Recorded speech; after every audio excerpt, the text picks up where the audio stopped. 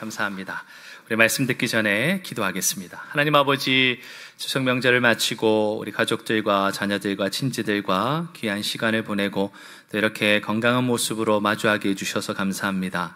우리 귀한 성도들의 삶 속에 때로는 힘들고 어려운 일들, 여러 고민들, 주님 앞에 기도하는 제목들이 있습니다. 하나님, 그 생명의 말씀으로 응답하여 주시고 그 말씀으로 우리의 육신과 마음과 영혼이 회복되게 하여 주시옵소서. 오늘도 그 간절한 마음을 가지고 주님 앞에 나와싸우니 한 영혼도 거저 돌아가지 않도록 주님께서 말씀 속에 힘을 주시고 소망을 발견하게 도와주시옵소서. 말씀 가운데 은혜 주실 줄 믿고 감사드리며 살아계신 예수님의 이름으로 기도합니다. 아멘. 우리 옆에 분들하고 한번 인사했으면 좋겠는데요. 지난주에는 또 추석 명절이라서 우리 고향을 가신 분들도 좀 있으셔서 2주 만에 뵌 분들도 좀 있는 것 같습니다. 우리 반갑습니다. 잘 지내셨습니까? 우리 이렇게 인사하면서 서로 축복했으면 좋겠습니다. 잘 지내셨습니까? 네, 또 이렇게 뵈니까 감사합니다. 네. 여러분들 1972년 미국은 아주 큰 일로 떠들썩했습니다. 정치 스캔들이라 그렇게 이름되는 워터게이트 사건이 벌어졌죠. 저도 그 스캔들 당시에 태어나지 않았기 때문에 어린 시절에 제가 정치 관련된 뉴스를 보면서 이 워터게이트 스캔들이라고 하는 이름들을 몇 번씩 듣곤 했습니다. 아마 아시는 분들은 아시겠지만 미국의 그 대통령이었던 닉슨 대통령이 이제 재선을 위해서 준비하는 과정 속에 이 라이벌이었던 민주당의 그 본부가 있었던 사무실 워터게이트 빌딩에 불법으로 침입하고 그 안에 도청장치를 설치하는 사건이 벌어졌습니다. 또 이것 때문에 범죄를 수사하게 되었고 결국은 그 당시 미국 닉슨 대통령과 그 최측근들의 소행인 것이 드러나게 됐죠. 그 이후에도 이 닉슨 정부는 계속해서 증거를 은폐하고 또 관여를 부인하다가 결국은 이 닉슨 대통령이 사임하는 일까지 벌어지고 말았습니다. 자, 그런데 여러분이 이런 워터게이트 스캔들과 관련해서 그 닉슨 대통령 곁에서 아주 특별 고문역을 맡았던 한 인물이 있었습니다. 그 사람이 바로 찰스 콜슨이라고 하는 사람이었습니다. 그는 닉슨을 재선시키기 위해서라면 나는 할머니도 밟고 지나가겠다라고 할 만큼 정말 수단과 방법을 가리지 않고 이 닉슨 대통령을 재선시키기 위해서 아주 열심을 다했던 그런 인물이었습니다. 그런데 안타깝게도 올바른 방법을 선택하지 않고 그러다 보니 이 워터게이트 스캔들에 연루되었고 결국 그는 명예도 권력도 다 잃어버리게 되었습니다. 그리고 징역형을 받고 감옥에 수감되는 신세가 되고 말았죠. 자, 그런데 그런 인생의 가장 밑바닥에 떨어져 버린 그 상황 속에 그는 감옥에 그렇게 갇혀 있었는데요. 그의 친구들이 그를 찾아와서는 성경을 건네주었습니다. 그리고 영국의 유명한 문학 작가이기도 하지만 또 회심한 이후에 기독교에 관련된 많은 변증서들을 썼던 이 C.S. 루이스의 신앙 서적들을 그에게 건네주었죠. 그리고 그는 성경과 그 신앙 서적들을 읽어가면서 자신의 삶을 되돌아보게 되었고 결국 자신의 죄를 깨닫고 그는 회심하게 됩니다. 예수님에 대해서 알지 못했던 그가 인생의 가장 밑바닥이었던 그곳, 어찌 보면 차가운 감옥 바닥에서 하나님을 알게 되었고 주님을 만나게 되었던 것이죠.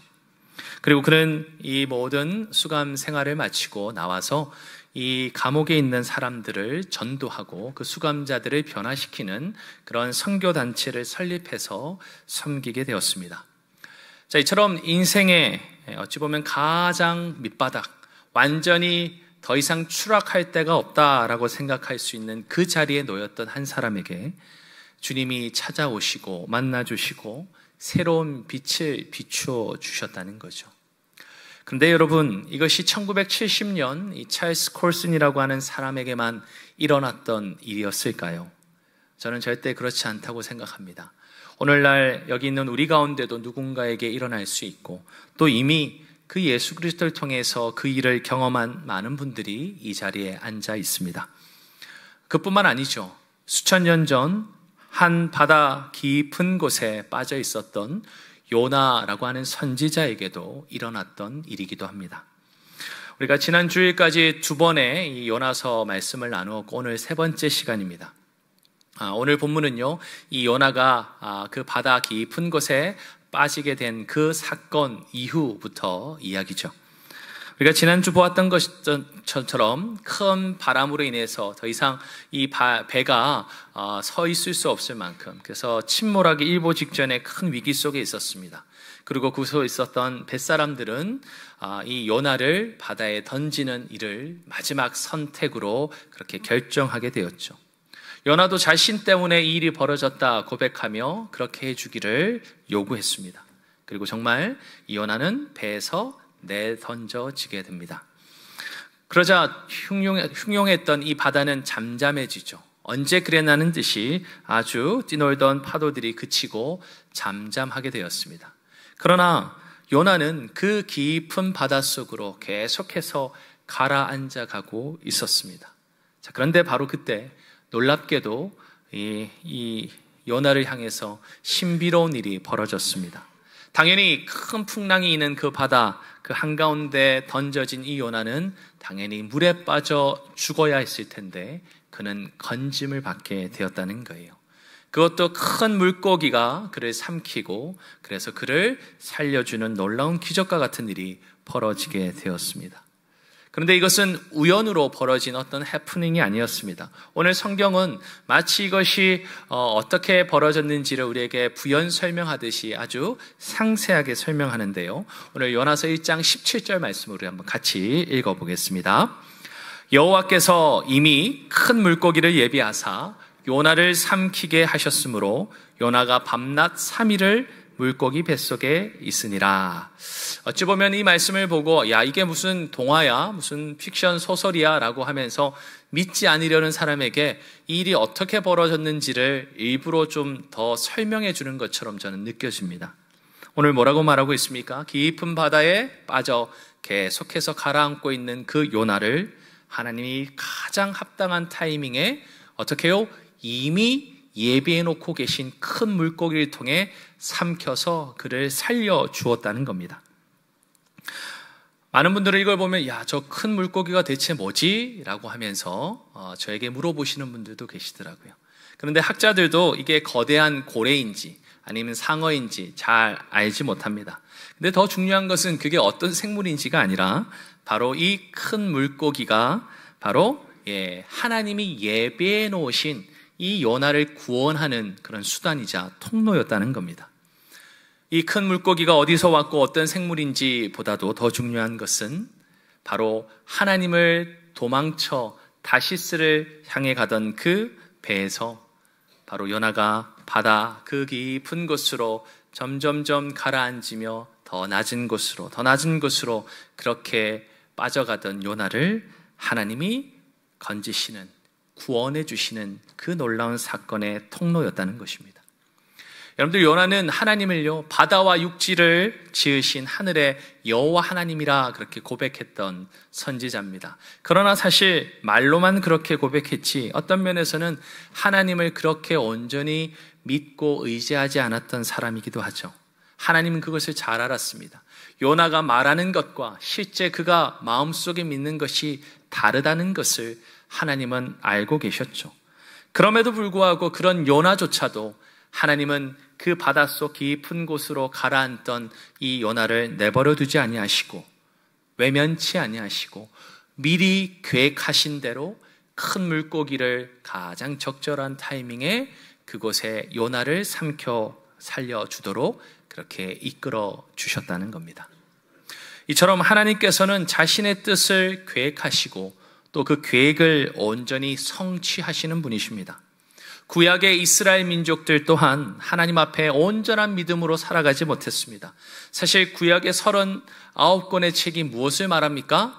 이스라엘 백성이 계속해서 하나님 앞에 불순종하였고 하나님의 뜻과는 전혀 다르게 계속해서 그분을 떠나 도망갔다라는 얘기를 말해주고 있다라고 그렇게 요약해도 틀리지 않을 것입니다.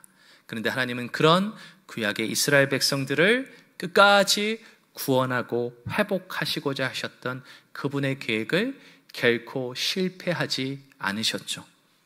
오늘날을 사는 우리 또한 마찬가지입니다. 하나님을 외면하기도 하고 하나님 앞에 살아가면서 전혀 온전한 믿음으로 우리가 살지 못하더라도 하나님은 모든 것을 아시죠. 그러고 선한 그분의 계획 속에 우리를 너는 안 되겠다, 끝이야 라고 하지 아니하시고 우리를 끝까지 예수 그리스도 안에서 구원의 그 계획 속에 계속해서 우리를 빚어가시고 결국에는 완성시켜 가실 것입니다. 바로 저와 여러분이 그 증거이지 않습니까? 그리고 우리가 여러분 한 사람 한 사람에게 마음 주셔서 지금도 우리가 VIP로 기도하고 또 초청하고 싶어서 섬기고 있는 그 사람들을 통해서 우리는 바로 하나님의 이 계획이 지금도 변함없이 계속 진행형으로 이루어져 가는 것을 우리는 분명히 느끼고 있습니다. 그리고 무엇보다도 요나를 건져 살리신 이 사건을 통해서 하나님은 그 계획하셨던 그저 갑자기 걔가 뛰어내려서 어떡하지 하고 살리신 것이 아니라 오늘 말씀처럼 미리 큰 물고기를 예비해 놓으시고 그 바다 어디에 떨어질지 모르는 그를 하나님은 아주 정확하게 그 물고기를 통해 삼켜 구원해 주시는 이 일을 통해 그분은 놀라운 그분의 뜻과 계획을 이루어 가시는 분이라는 거죠. 우리에게 그것을 가르쳐 주고 있습니다. 자, 그런데 여러분, 그렇게 하나님께서 초자연적인 능력으로 미리 준비시켜 놓으셨던 이 큰 물고기 덕분에 요나가 구원받았습니다. 그런데 오늘 요나가 어떻게 됐습니까? 잘 말씀을 보시면 물고기 뱃속에서 밤낮 3일을 보냈습니다. 물론 어떻게 지냈는지 또 거기서 밥은 먹었는지 무엇을 했는지 우리에게 아무것도 성경은 설명해 주지 않습니다. 하지만 상상해 볼 수 있겠죠. 칠흑같이 어두운 그 큰 물고기 뱃속에서 밤낮 3일, 어찌 보면 이게 낮인지 또 밤인지도 분간할 수 없는 그 상황 속에서 요나는 죽음과 같이 그렇게 느껴질 그 시간들을 보내었다는 겁니다. 그런데 그 시간을 통해 요나에게 아주 특별한 일이 벌어졌습니다. 오늘 본문 요나서 2장 1절인데요. 우리 한번 같이 읽겠습니다. 자, 시작. 요나가 물고기 뱃속에서 그의 하나님 여호와께 기도하여. 아멘. 우리는 그냥 쓱 여호와 하나님께 기도했나 보다 하지만 여러분들 우리 지난 2주간의 말씀을 한번 생각해 보십시오. 요나는 하나님의 말씀이 임하는 자였고 또 심지어는 하나님의 그 뜻을 쫓아서 도망하는 자이기도 하고 또 그래서 배를 타고 가다가 하나님으로부터 더 도망가고 싶어서 가장 밑자리 배 밑층에 그렇게 홀로 잠을 자던 자였습니다. 자, 그런데 그 모든 순간순간 요나가요 한 번도 기도하지 않았습니다. 하나님 앞에 어떠한지 저떠한지를 구하지 않았습니다. 오히려 그는 하나님 앞에 입을 꽉 다물고 전혀 내가 하나님께는 말하지 않으리라 그렇게 결단한 선처럼 계속 있었다는 거예요. 그런데 어떻게 해요? 오늘 이 기적과 같은 일을 경험하고 정말 죽음과 같은 그 어둠 속에서 밤낮 3일을 보냈던 이 요나가 갑작스레 하나님 앞에 기도의 말문을 열었다는 겁니다. 여러분, 이 3일 밤낮이라고 하는 것에 대해서 또 고대 시대의 여러 이교적인 내용과 문화를 보면 그것이 아마도 영혼의 사후 세계에 여행하는 기간이 딱 사흘이었다라고 생각하고 그렇게 널리 알려졌기 때문에 이게 바로 죽음을 뜻하는 것이다 라고 말하는 그런 학자들도 있습니다. 그러나 그것이 맞는지 어쩌는지를 떠나서 우리가 알게 되는 중요한 것은 이 3일 밤낮이라고 하는 시간이 바로 요나가 하나님께 기도하기 시작하는 아주 중요한 변화의 변곡점이라는 것이죠. 사실 그동안 하나님께 전혀 기도하지 않았던 요나가 이 바로 밤낮 사흘을 흘러가고 나서 드디어 기도를 시작했다는 겁니다. 자, 그렇다면 과연 요나에게 어떤 일이 벌어진 것일까요? 무엇이 이 요나로 하여금 하나님 앞에 입을 열고 기도하기 시작하도록 그렇게 만들었던 것일까요? 오늘 이것을 이해하기 위해서는 요나가 드리는 이 기도의 내용을 우리가 조금 살펴볼 필요가 있습니다. 이 본문 2절부터 오늘 9절까지 총 8절에 해당하는 이 말씀 속에 이 요나의 기도 내용이 담겨져 있습니다.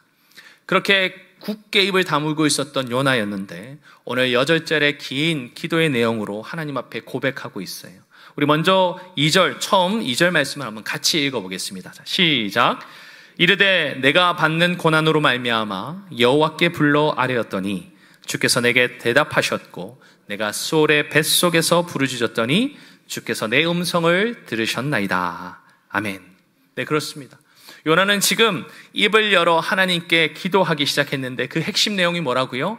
야, 내가 이 환난 가운데 있는데 이 환난에 대해서 내가 하나님께 부르짖었더니 그분이 듣고 응답해 주셨다는 거예요.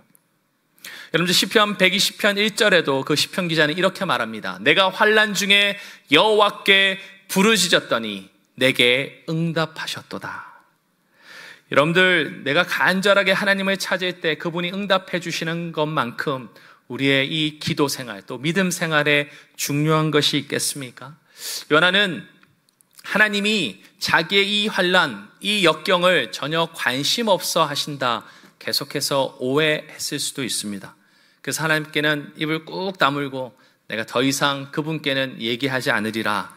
그래서 우리가 오늘 이 사건 이전까지도 하나도 하나님께 기도하지 않은 그런 요나의 모습을 보게 된 것일지도 모릅니다.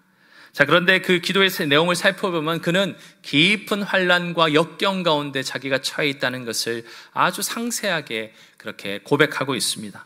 2절 말씀을 한번 보면 내가 받는 고난이라고 하는 표현도 있고요. 또 수월의 뱃속이라고 하는 이야기도 합니다. 여기서 수월이 뭡니까? 죽은 자들이 가는 곳을 나타내는 단어입니다. 그리고 이 뱃속이라고 하는 단어는 히브리어 원문으로 보면 자궁이라고 하는 뜻이죠.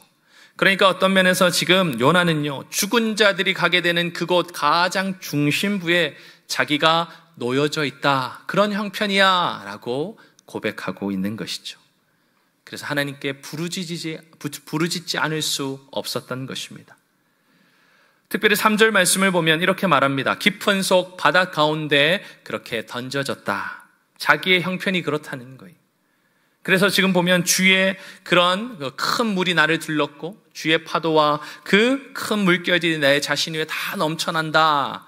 그런 나의 형편 속에 그 물에 휩싸여서 언제라도 죽음 일보 직전까지 처해 있는 자신의 그런 암담한 상황을 그렇게 고백하고 있었던 것입니다.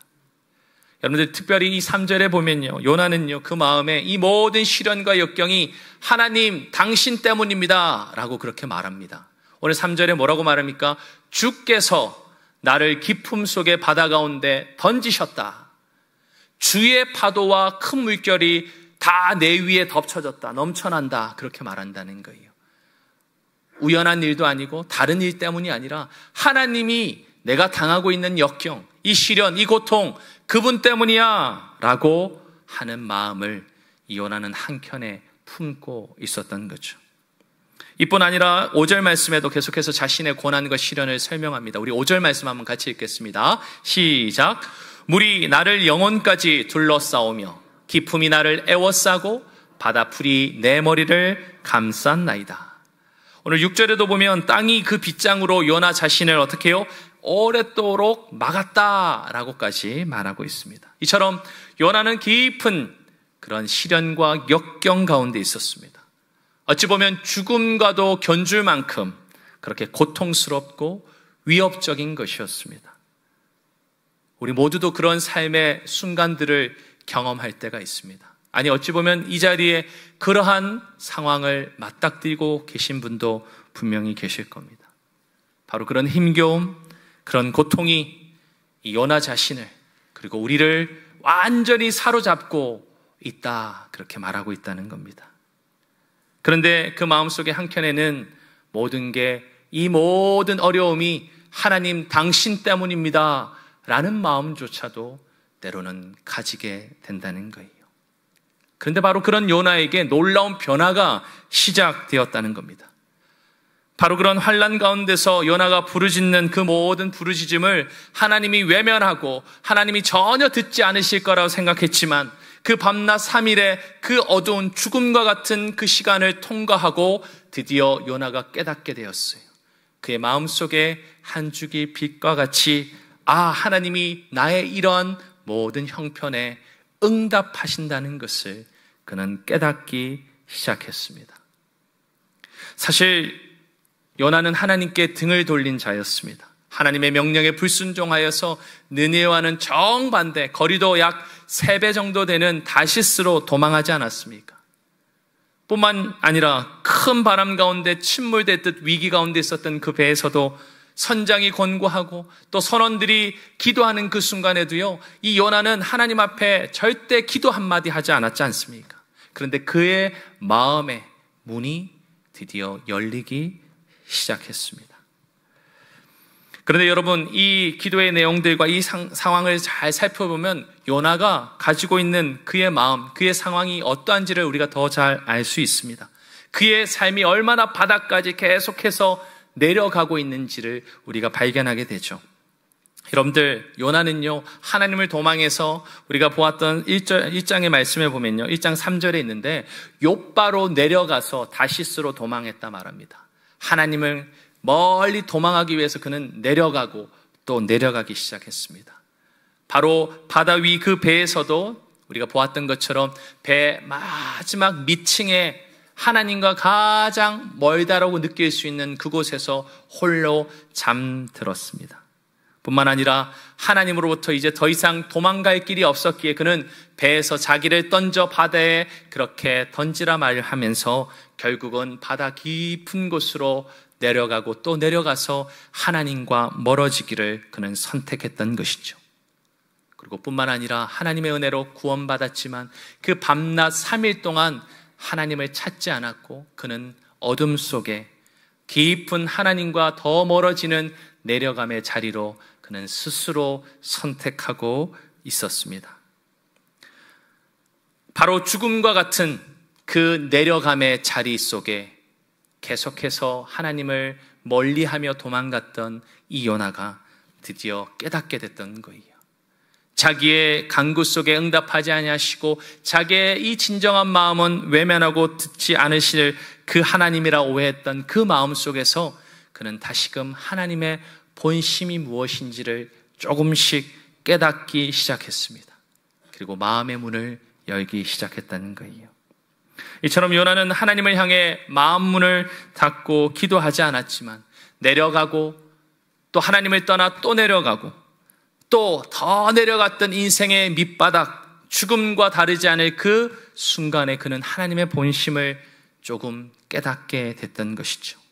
자신의 환난과 고통에 전혀 관심도 없으실 거라 생각했던 하나님의 본심이 그렇지 않음을 그는 알게 되었습니다. 자신의 외침과 부르짖음에 응답하시는 하나님을 조금씩 알게 되었던 것이죠. 그래서 그는 기도하기 시작했던 것입니다. 사랑하는 성도 여러분, 요나는 자신의 가장 삶의 밑바닥, 하나님과 멀어져서 더 이상 그분과 대면하기 원하지 않는 내려가고 또 내려가던 그 자리에서 그는 바로 하나님을 보기 시작했다는 거죠. 사랑하는 성도 여러분, 그 자리에도 하나님은 계셨습니다. 그리고 그것보다 더 하나님 가까이 있을 때도 주님은 계셨습니다. 사실 주님은 요나를 떠나신 적이 없었습니다. 그가 하나님을 불순종해서 욥바로 내려가 도망한 그때도, 그 배로 내려가 그 가장 밑층에 들어놓아 하나님을 향해 거부하던 그때도, 그리고 자신을 바다에 내던지라 하며 죽음을 통해 하나님과 더 멀어지기를 원했던 그 순간에도 하나님은 여전히 요나와 함께 하셨고 그를 떠나지도 버리지도 않으셨습니다. 이처럼 하나님은 그분을 모르는 이방 뱃사람들 뿐만 아니라 하나님을 거부하며 하나님을 안다고는 하지만 하나님을 떠나 도망하며 그분을 더욱더 멀리하기 원하는 요나 선지자 같은 자에게도 끝까지 사랑으로 그분은 함께하길 원하셨습니다. 바로 그것을 요나가 이 물고기 뱃속에 밤낮 3일을 보내는 과정 속에서 조금씩 깨달아 알게 되었던 것이죠. 요나는 자신이 있는 그 자리가 수월의 깊은 곳, 마치 죽음과 다르지 않는, 그래서 내려간 가장 낮은 자리라는 것을 그는 고백했습니다. 그런데 그곳에서 놀랍도록 하나님을 다시 만나게 되었던 것이죠. 그분의 은혜를 깨닫게 되었고 그분의 따스한 손길이 과연 무엇인지를 그는 느낄 수 있었던 것입니다. 사랑하는 성도 여러분, 혹시 이 자리에 하나님을 향해 떠났던 마음, 그분에게 상했던 마음, 하나님 당신 때문입니다 라고 두었던 우리의 그렇게 깨어진 마음을 가지신 분이 계십니까? 왜 내 삶을 이렇게까지 낮추시고 내려가게 만드냐고 속상해하며 하나님을 거부하고 그분을 멀리했던 모습이 혹 있으십니까? 하지만 하나님의 본심은 결코 우리를 향한 재앙이 아니고 심판이 아니신 것을 믿으시는 저와 여러분 되시기를 바랍니다. 예레미야 29장은 그래서 이와 같이 우리에게 약속합니다. 우리 한번 같이 읽겠습니다. 여호와의 말씀이니라. 너희를 향한 나의 생각을 내가 아나니 평안이요 재앙이 아니니라. 너희에게 미래와 희망을 주는 것이니라. 아멘. 더욱이 하나님께서는 우리의 삶에 이해할 수도 없고 또는 해석할 수도 없는 그런 근심을 허락하실 때가 있습니다. 아, 주님, 저 이거 없어도 되는데요 라고 할 어떤 고생스러움을 우리의 삶 속에 주님이 허락해 주실 때가 있다는 거죠. 그러나 그것 자체가 주님의 본심이 결코 아닙니다. 요나는 그것을 오해했죠. 하나님이 하고자 하셨던 그 니느웨조차도 구원하기 원하셨던 하나님의 본심을 오해했기에 그는 계속해서 하나님을 떠나 내려가는 길을 갔습니다. 그러나 하나님의 마음은 그렇지 않다는 거예요. 예레미야 3장은 그 얘기를 합니다. 우리 한번 같이 읽겠습니다. 시작. 그가 비록 근심하게 하시나 그의 풍부한 인자하심에 따라 긍휼히 여기실 것임이라. 주께서 인생으로 고생하게 하시며 근심하게 하심은 본심이 아니시로다. 아멘. 요나는 바로 그 삶의 밑바닥, 자기 스스로는 올라올 수 없이 계속해서 내려가던 그 완전히 죽음같이 느끼던 그 인생의 맨 아래에서 다시금 하나님의 마음을 느끼게 되었고, 그래서 하나님을 향해 기도할 마음을 회복하게 되었습니다. 그런데 여러분, 사실 우리 또한 그렇습니다. 우리도 하나님께 마음이 상하고 믿음이 흔들릴 때가 있습니다. 내 삶의 형편, 내가 당하고 있는 이 고난과 역경을 보면서 하나님을 거부하고 멀리 떠나서 내려가고 또 내려갈 때가 얼마나 많이 있습니까? 하나님께 기도하기도 싫고 그분의 말씀을 읽기도 듣기도 싫어하는 순간이 우리의 인생의 여정에 찾아올 때가 있습니다.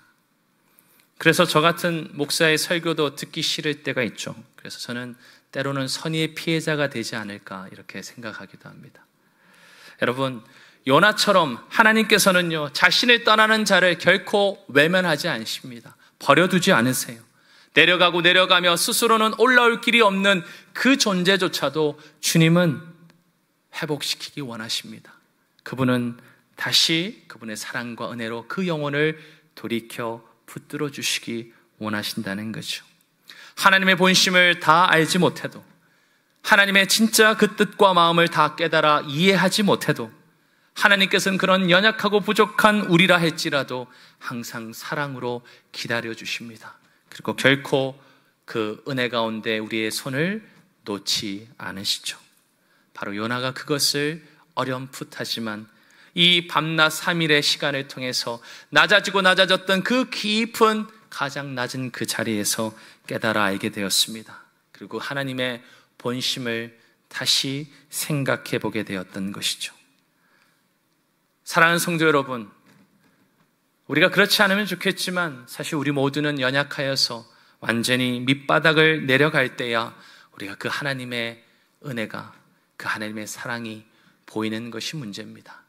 그렇지 않으면 너무 좋겠지만 하나님께서 우리를 낮추실 때, 그리고 내가 오히려 하나님을 떠나 계속해서 낮은 그 자리로 도망가 버릴 때 우리는 하나님의 그 사랑이, 그 은혜가 얼마나 크고 놀라운 것인지를 조금씩 다시 알게 된다는 거죠. 하지만 성도 여러분, 두려워하지 마십시오. 후회하지 마십시오. 왜냐하면 우리를 위해서 주님이 미리 준비하셨기 때문에 그렇습니다. 요나에게 큰 물고기를 미리 예비하셔서 그를 건져주셨던 그 하나님께서 저와 여러분에게는 이미 하나님의 아들 예수 그리스도, 그분의 십자가를 미리 준비해 주셔서 우리를 건져 구원해 주셨습니다. 요나가 밤낮 그 3일을 물고기 뱃속에서 보내며 죽음과 같은 어두운 터널을 통과하며 하나님을 어렴풋하게 알았던 것처럼 우리를 대신해 우리가 가야 될 그 죽음의 깊은 낮은 그 자리를 우리를 대신해서 내려가신 그 예수 그리스도를 통해서 우리가 다시 하나님의 마음, 하나님의 그 본심, 하나님의 그 사랑을 우리가 다시 돌이켜 깨닫도록 해 주셨다는 겁니다. 사랑하는 성도 여러분, 그래서 바로 십자가는 하나님이 낮아져 그 낮은 자리에서 죽음을 보아야 되는 우리를 대신해서 그분이 낮아지셨고, 그래서 우리를 높여 올려주셨음을 약속하는 자리인 줄 믿습니다. 그러므로 사랑하는 성도 여러분, 인생의 여정 가운데 내가 이처럼 낮아질 수 있을까 싶은 깊은 고통과 시련의 그런 어려움을 겪고 계신 분이 이 자리에 함께하고 계십니까? 오늘 찰스 콜슨처럼 자신의 잘못으로 인해 깊은 인생의 그 나락으로 내려가 고통하고 괴로워하고 계시는 분이 혹 이 자리에 있습니까? 아니면 요셉이 형들의 시기와 질투로 인해서 하루아침에 그 나락으로 떨어져 억울함 속에서 어떻게 살아가야 될까, 그렇게 환난의 때를 경험했던 것처럼 그 순간을 걸어가고 계시는 분이 이 자리에 함께하고 계십니까? 혹은 건강의 문제로, 재정과 생계의 문제로, 또는 관계의 문제, 그리고 내가 스스로 헤어나고 싶지만 헤어나오지 못하는 중독, 크고 작은 죄의 문제로 정말 인생의 바닥을 치고 있다 생각하고 있는 그 누군가가 이 자리에 함께하고 계십니까? 그러나 결코 낙심하지 마십시오. 결코 절망하지 마십시오. 끝없이 내려갔던 그 밑바닥이지만 그 밑바닥에 주님이 이미 십자가를 통해 내려가셔서 우리를 일으켜 올리시고자 이미 준비하고 계시고, 그 준비는 먼 미래의 일이 아니라 이미 하나님이 행하고 계신 은혜의 역사인 줄 믿습니다. 그러하기에 사랑하는 성도 여러분, 우리의 모든 것이 끝났다 생각됐던 그 처절한 밑바닥에서 하나님은 불가능한 일을 지금도 저와 여러분의 삶 속에서 행하고 계시는 줄 믿습니다. 구원의 손길로 우리를 붙드시고 계시고, 죽음이라고밖에 말할 수 없는 삶의 그 깊은 수렁 속에서도 내가 할 수 없는 진짜 구원의 역사를 지금도 행하고 계시는 줄 믿습니다. 하나님께서 한없이 내려갔던 그 요나를 달리 다시 올리셨던 것처럼, 그래서 오늘 본문의 말씀처럼 그 요나를 이제 물고기 뱃속에서 토하여 죽은 자가 아닌 산자가 있는 육지로 그렇게 건져내 주셨던 것처럼, 죽음과 그 어둠 속에서 이제 생명과 빛으로 그를 건져내 주셨던 하나님, 그분이 저와 여러분도 바로 그 생명의 빛으로 다시 인도해 주실 줄 믿습니다. 어떻게 해요? 가장 높으신 그 하나님께서 우리가 가야 될 가장 낮은 그 죽음의 자리를 이미 십자가를 통해서 내려가셨기에, 그를 믿는 자마다 우리는 더 이상 인생의 그 밑자리, 죽음의 자리가 아닌 하나님이 올려주시는, 다시 일어서고 다시 회복하고 다시 주님과 함께 나아가는 그런 복된 자리로 우리는 올라갈 수 있는 줄 믿습니다. 사랑하는 성도 여러분, 세상이 말하는 성공이 아니라 우리의 낮은 그 자리를 대신 먼저 십자가를 통해 가신 예수 그리스도를 붙들 때 내 인생의 그 고난도, 모든 역경도, 시련도 하나님 앞에 새롭게 해석이 되고 그분의 은혜를 다시 바라보는 하나님의 역사가 될 줄 믿습니다.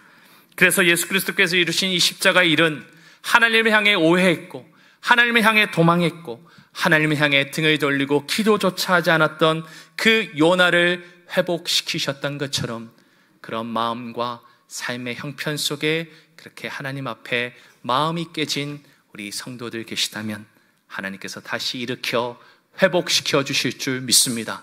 그 약속이 십자가이기에 우리는 그 십자가 앞에서 다시 그 주님 앞에 일어서게 될 줄 믿습니다. 이 약속으로 오늘도 내 삶은 녹록치 않지만 주님과 더욱더 이 아름다운 믿음의 삶들을 힘차게 그렇게 승리하며 걸어가시는 우리 사랑하는 모든 청량의 가족들 되시기를 주님의 이름으로 축원합니다. 아멘. 조금